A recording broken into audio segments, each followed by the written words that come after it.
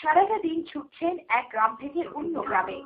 কখনো গ্রাম দুটো কাকা জ্যাঠার বাড়ি, কখনো চায়ের দোকানে, কখনো বা ইট ভাটায়, কখনো ভালোভাবে গুছিয়ে সুজিয়ে, কখনো কড়া হয়ে ওরা পৌঁছতে চাইছে একটাই লক্ষ্যে, শিশু শ্রমের মতো সামাজিক ব্যাধিকে আর কোনোভাবেই প্রশ্রয় দিতে নারাজ ওরা।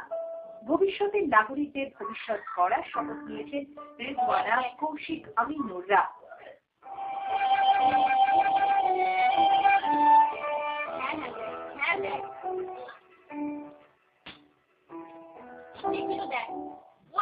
বাদুড়িয়া, রামচন্দ্রপুর, আটঘরা, মাঝেরপাড়া, উত্তর 24 পরগনার বসিরহাটের প্রত্যন্ত গ্রাম সব।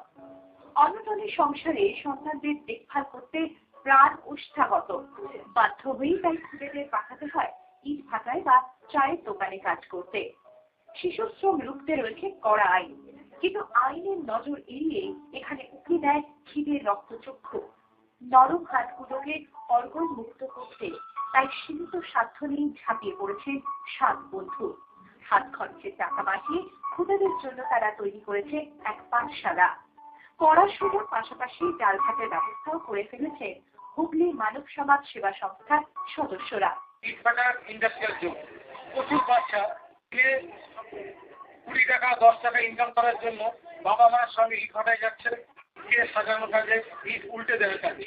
আমরা চাইছি সাধারণ মানুষের ঘরে ঘরে গিয়ে এই সমস্ত স্কুল ড্রপ আউট যারা করছে, যে অকাল যাদের আন্ডার এজে বিয়ে দিচ্ছে যে সমস্ত বাবা মা, তাদের পৌঁছানোর চেষ্টা করছি। তারা কেউ বুঝছেন কেউ বুঝছেন না, আমরা চেষ্টাটা চালিয়ে যাচ্ছি।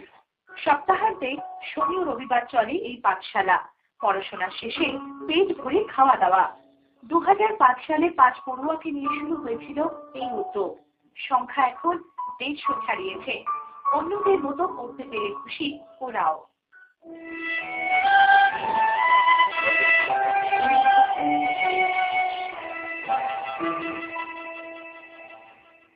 বর্ষ শেষে শিশুদের জন্য বিশেষ প্রতিযোগিতার আয়োজন করে এই সংস্থা। মানব সমাজ সেবা সংস্থার কারিগরদের ভাগারে হয়তো টান রয়েছে, কিন্তু মনে রয়েছে জেদ। এলাকার ছবিটা একদিন বদলাবে ওদেরই হাত ধরে। বসিরহাট থেকে সঞ্জিত চক্রবর্তীর রিপোর্ট, কলকাতা টিভি।